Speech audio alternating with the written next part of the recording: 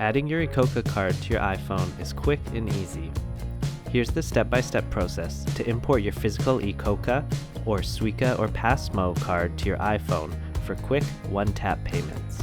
Before you get started, make sure you have the following items ready: your physical ICOCA card and an Apple iPhone 8 or newer running iOS 16 or higher.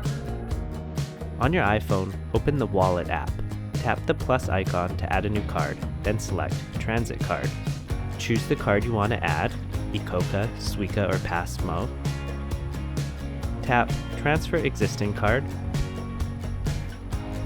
Enter the last 4 digits from the back of the card. Entering your birth date is not required for standard ICOCA cards, so you can leave that field blank. Then, on a table or other flat surface, place your phone on top of the ICOCA card until Card Added shows on screen, confirming the transfer is complete. You can now view your IC card and card balance in the Wallet app.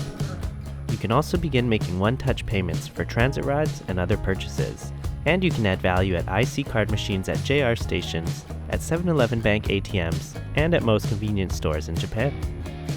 You can also go ahead and discard the plastic card, as it will no longer function once it's been connected to an iPhone.